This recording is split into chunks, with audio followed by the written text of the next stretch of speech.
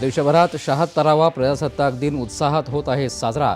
राष्ट्रपतींच्या अध्यक्षतेखालील प्रजासत्ताक दिनाच्या मुख्य सोहळ्याला इंडोनेशियाचे राष्ट्राध्यक्ष प्रमुख पाहुणे। कर्तव्यपथावर भारताच्या लष्करी सामर्थ्याचं आणि सांस्कृतिक विविधतेचं मनोहारी दर्शन। स्वर्णिम भारत वारसा आणि विकास संकल्पनेवरील 31 चित्ररथांनी अधोरेखित केली देशाची बलस्थानं। न्याय, स्वातंत्र्य, समता आणि बंधुत्व भारताचे अविभाज्य जीवनमूल्य असून त्यातूनच भारतीय प्रजासत्ताक मजबूत झालं। राष्ट्रपती द्रौपदी मुर्मू यांचा राष्ट्राला उद्देशून संदेश।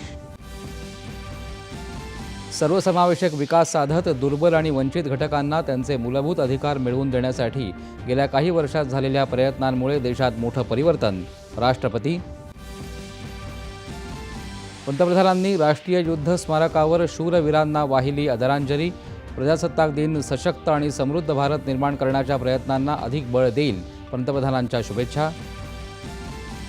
जनतेला प्रजासत्ताक दिनाच्या शुभेच्छा देत सगळ्यांनी एकत्र येऊन नवीन आणि सशक्त महाराष्ट्र घडवण्याचा संकल्प करण्याचं राज्यपाल CP राधाकृष्णन यांचं आवाहन। मुंबईत छत्रपती शिवाजी महाराज मैदानावर झालेल्या प्रजासत्ताक दिनाच्या मुख्य शासकीय सोहळ्यात राज्यपालांनी केलं ध्वजवंदन।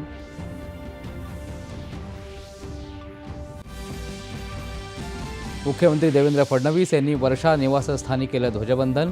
उपमुख्यमंत्री एकनाथ शिंदे यांनी ठाण्यात तर अजित पवार यांनी पुण्यात फडकवला तिरंगा।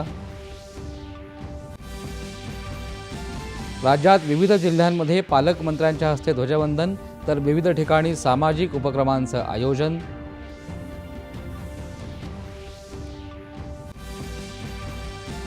मुंबई किनारी रस्ता प्रकल्पांतर्गत मरीन ड्राईव्ह ते वरळी वांद्रे सागरी सेतूला जोडणाऱ्या उत्तर वाहिनी जोड मार्गिकेचं उद्घाटन।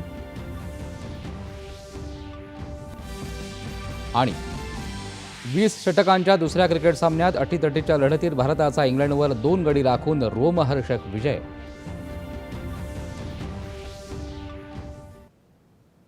नमस्कार, एकच्या बातमीपत्रात मी अमेय